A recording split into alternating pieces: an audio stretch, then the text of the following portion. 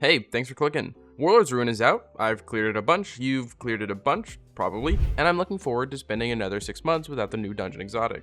But today, I want to talk about damage strategies for the final boss, and something that really hurts all of us that try and clear things as optimally as possible. But before we get into all the specifics, I want to talk about the term one phase real quick.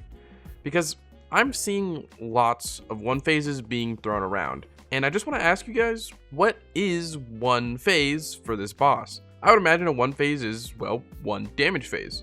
One Naeem's wish empowerment. And taking the boss from the bottom to the top would be considered a cycle, as there's multiple damage phases within that.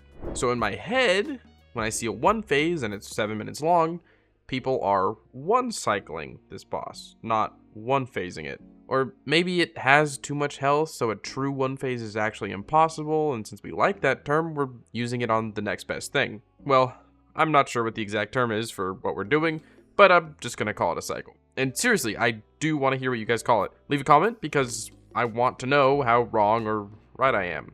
I mean, it does also help my channel in the algorithm, just like subscribing, cough cough, but I'm genuinely curious what you guys think. Now, back to why you clicked on the video. One cycling / phasing. There are a couple things I want to mention for this boss. One being that it's pretty much a pushover with actually getting that one cycle. The second being a design choice that really pumps the brakes for us go fast but not speed run fast players. As for the easy one cycling, there are some pretty easy pitfalls that can stop us here. The first and most important, and especially so if you're just casually running this boss, is that total damage is extremely important. Using weapons like Cataclysmic, Retrofit Escapade, or Malfeasance plus Lucky Pants are what's going to let you coast easily to success. Personally, while using these weapons, I don't run out of ammo and damage is never an issue, mainly because they generate free ammo from thin air. Think perks like Force Times the Charm. When I did do this boss with rockets, even with Cenotaph Mask and Galley, me and my fire team would run out of rockets and be stuck in the mud, which is kind of odd because there are 2 yellow bars for each damage phase, so you should be able to get enough ammo. But at the pace we were going with damage and ammo and worrying about tagging the yellow bars at the right times, making sure they're dead after they drop their sensor, it was no easier or faster than running our total damage focused options like linears. And damage on this boss really isn't close to an issue. The run that you're seeing on screen now is a total flub. Most creators won't show you the side of them, but look, I'm dead when damage starts. My friend was dead and now I'm reviving him during damage. I forgot to proc Lucky Pants. I didn't Golden Gun. This is a horrible damage phase. But this boss is so back-end heavy with damage windows, it doesn't matter. And that imbalance is the design choice that makes the optimal clear kinda awkward and what I mentioned earlier. Skip to this section if you don't want to hear about optimal clear design and instead just want to know my final advice for easily killing the boss. So if you're still here, I assume you're invested in one phasing, and most of us invested in that just like to kill bosses as quick as possible.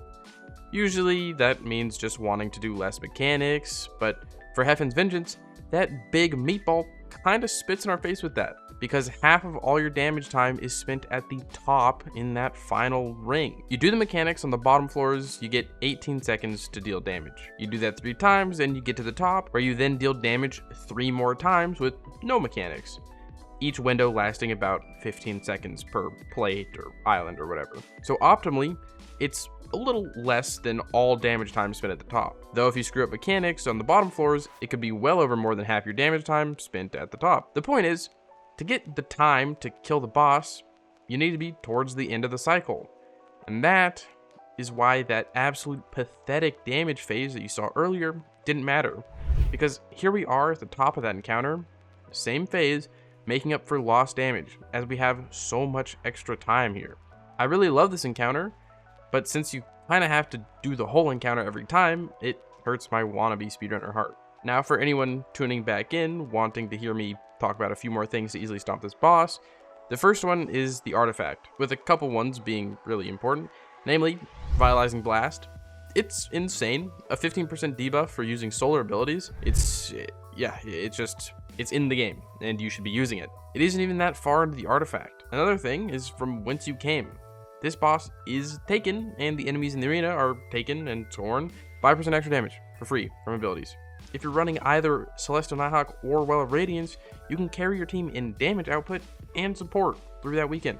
If you time abilities with teammates that also have these mobs, you can keep that debuff on for the whole damage phase. As for the rest of my advice, reserves and surges, since that total damage is so important, you know the deal. And then you should also use something like Izzy or Wither Horde, because damage windows are pretty tight, so a very quick burst or a non-involved option like Wither Horde is a great idea to add on to your total damage. So yeah, that's it.